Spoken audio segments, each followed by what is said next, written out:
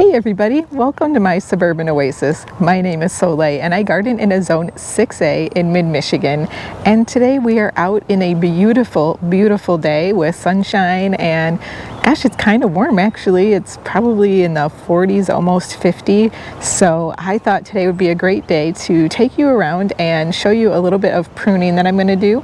We talked about the fact that I really need to prune my Tianshan 7 sunflower shrub, so we're going to start out with those. So let's take a look at what they look like right now. So this area is what I refer to as my half moon garden because it is shaped in kind of the shape of a half moon, and in it I have 2 Tianshan 7 sunflower shrubs, and these are from the mountains of China, the Tianshan mountains. There is another variety of this that is also by proven winners that's referred to as Temple of Bloom. Both of them are probably wonderful plants. This one happens to be from First Editions. So what I am trying to do with these 2 shrubs is continue to prune them up and turn them into small tree forms. And to do that, over time, I really have to manage some of the branches and the way that they're growing. And I'm trying to create both of them with 3 stems at the base. This one has the weakest 3rd stem. The other one is really looking good, but hopefully this one, as it grows on and becomes stronger, will be able to make that 3rd stem even thicker. So I'm going to throw my gloves on. I'm going to use just my number 2 secateurs to be able to prune this because they'll be just perfect for this shrub. So what I'm going to start with is some of the really small branches that are sticking into the middle of the shrub at a horizontal kind of manner, because these are also crossing over other branches which will cause them to rub. And so now that those 2 are out, I'm going to actually take out this branch that comes out almost horizontally as well. And that's because I want to continue to grow this upright. These will get 12 to 15 feet tall. So I want the base of them to stay rather tidy or compact as much as I can without getting super wide, and then having them come up like a vase-like habit where they will be much wider at the top. So this one's coming off, and what I want to tell you is a little bit about using secateurs to prune. So you can see the way that these bypass prune. This side is the side that you want to touch right up against the trunk. So I'm going to come around the other way. I've had some people tell me they didn't realize there was more than one side to secateurs, but you really want to put that flat blade up against the trunk so that you get a nice close cut. If I was to cut it the other way, it might cut out a little further, and that's just going to let disease in and things like that. So if you prune right up next to the branch there, you can see it's got a little tiny nub that will then allow it to heal itself and grow around that. And that's the best way to prune any. So again, if I was to come here, you can see just that space on the side of the secateurs between it would make it so that I would get a nub there that we don't really want. So come from behind, prune it, and we have some new buds that are starting right at the base here, so that's going to be nice.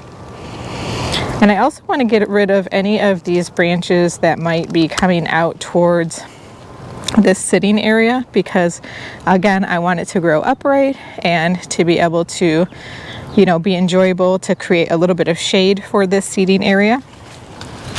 But I don't want the branches to be in people's faces. So this branch right here that is coming out is also going to go.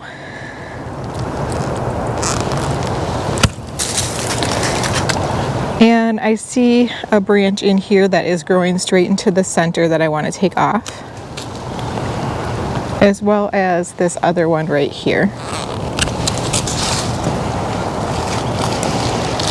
This one looks dead, so that'll come off, and this one looks really tiny, so we're just going to cut that one off to open it up.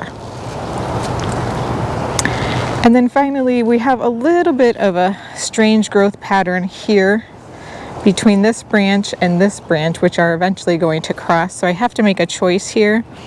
And I'm going to take off this one that's coming up that's really large for now, because the other one I want to be able to give more energy down into this third stem, because I want this third stem to get better. I want it to get wider. The other one that I'm going to cut that is going into the middle is this one here, because it eventually might cross with this one. But again, this tall straight one is great, and it attaches to the third stem that I want to get thicker. So we're going to take this one back down and snip that one off.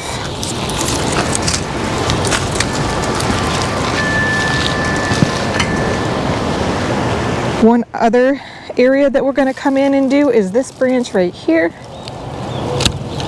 and this small tiny one right here, and the one beneath it. So that just kind of opens up the interior of that shrub. I think the other branch that we'll take off is the one that's kind of coming out way off to this side. So let's get that one. There's a couple actually. There's a small one right here as well that we're going to clip off. And then this one that's coming way out to the side.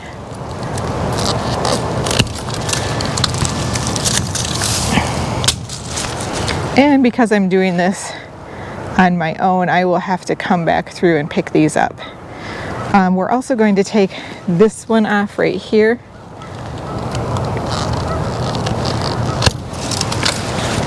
And I think that gives us the shape that we're looking for. I don't see any other major branches that are crossing right now.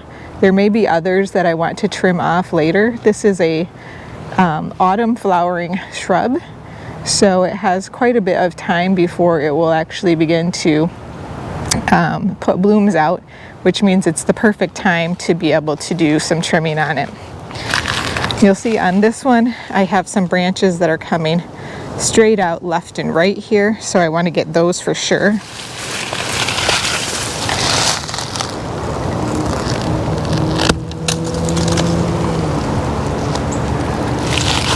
This one here is coming straight out.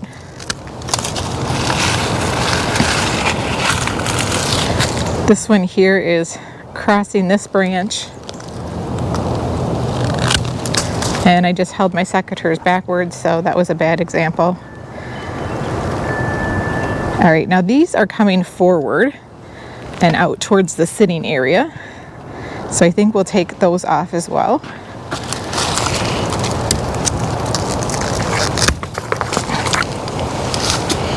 And then this one, as this one grows, if it gets more weight, it's really going to push it out into the front. So I'm going to take this off. And I know this may look kind of like I'm taking off a lot on this shrub, but it's just fine. I'm not taking off more than probably a third of the shrub, which is, you know, what is recommended. Do not take off more than a third at any time. I also have some crossing branches right here, so need to decide what I'm going to do with those. And I think what I'm going to do is take this one off. I see a nice bud right here where this is crossing, so I'm actually going to cut this back. We'll see what happens with that, and then I'm going to cut this other one off all the way down at the bottom. See if I can get in there. There we go. I may still need to clip this one off because it is very close to the other branch there. We'll see how that goes over time. Now we definitely have this one splayed out here. I said I was going to cut this one off.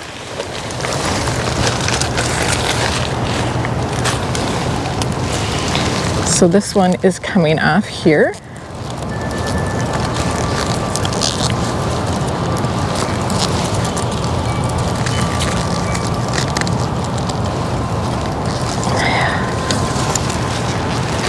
See if I can get a better angle.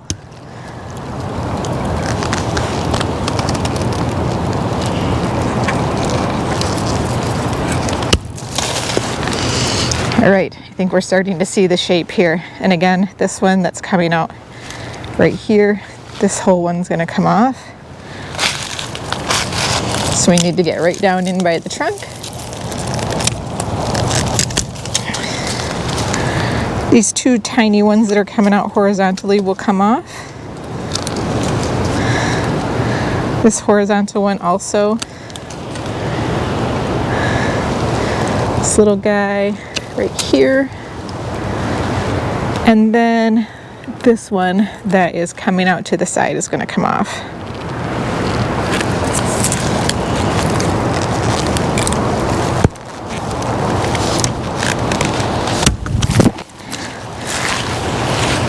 All right, now we'll take a step back and look at the shape. The shapes look pretty good. I do see a branch coming off of that one that I'd like to take off. So it's kind of heading out towards the front a little more than I'd like. And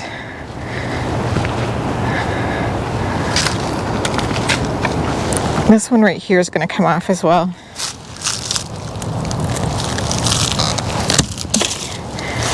I may actually end up taking this entire branch off also, but we'll wait and see. I'm gonna save that one for later. But I think overall that has a nice structure to it. And you can see it's got, you know, 3 nice stems at the base there.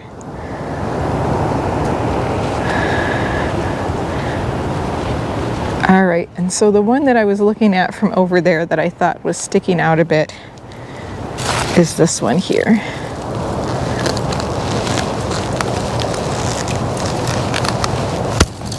There we go. Yep, I think that looks pretty good. Again, there may be others that I continue to take off as I see these leaf out, and you know, sometimes then they splay out a little bit more because of the weight of the leaves or the blooms, but I think for now that's a really good start. Now let's tackle the rows of Sharons that are next to them. They have lots of little branches and I'm trying to create them as little tree forms also, but I want to keep them short. So I'm actually going to trim them all off right about here. And I'm not going to be too careful about whether or not I'm right at a bud or not. I can come through and clean that up later if I need to. I just want to kind of get it for height right now.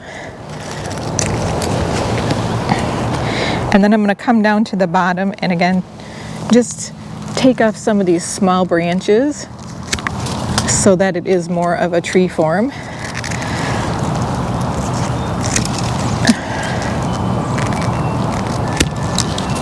Some of the ones that are crossing here or growing into the middle need to come off.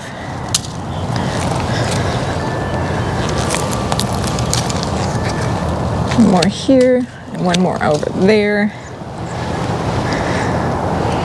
I think we'll take this one off that's leaning out. So that's pretty good. A couple more on this area. And then maybe one more on the other side. Let's see what we have over here. Yeah.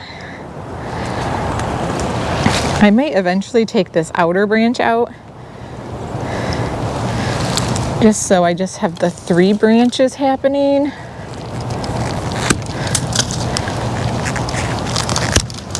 But I want to see how this does as it grows. There we go, that looks better. And it has a nice height. I want to keep these shorter than the Tianshan 7 sunflowers. Otherwise they will just get completely immersed together. So I have another one on the other side over here. Let's take a look at this. This one actually is growing a little bit stronger than the one on the other side. So pruning the height off of this one is actually going to take a little bit more pruning.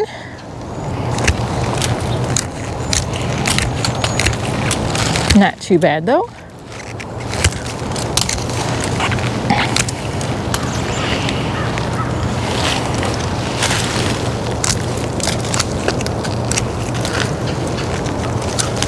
All right, then we're going to take off some of those internal branches that are just kind of clogging it up in here. That's going to open it up, make it a little more airy, and allow it to look more like a tree again.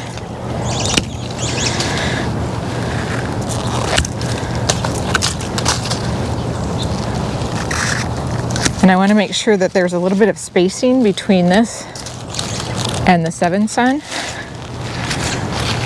I think that's already looking a lot better. And I'm just kind of standing back now and looking to see the height, see if I got it about right, if it's similar to the other one.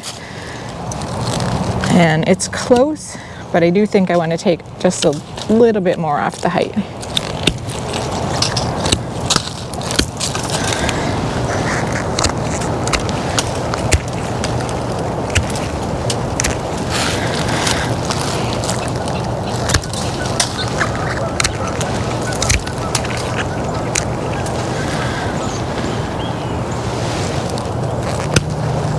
And then there's a few branches right in the middle here I'm going to take out. But I think overall, it's looking pretty good.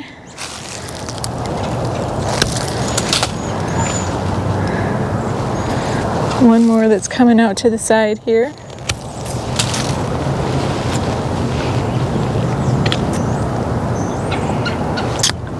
Yeah, I like that. So let me come from the other side and see if we can get a little bit better view. The sun might be kind of making it a little bit hard to see what these look like. I know it's difficult because they're just sticks right now.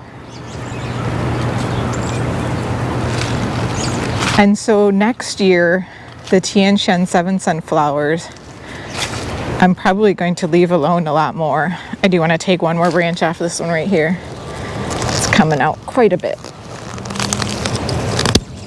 There we go. Yeah, that's better.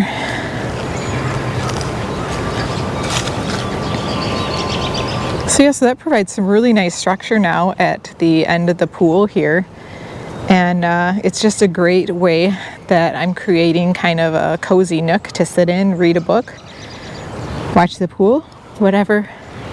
Well, I hope you guys enjoyed spending a little time outside today in the sunshine with me in the garden, getting some pruning done. Late winter is a great time to get some pruning done, especially on all of those shrubs that are flowering later in the summer. So both the Rose of Sharon, or the Althea, as well as the Tianshan 7 sunflower, both bloom in the fall. So these are perfect specimens to be able to prune this time of year.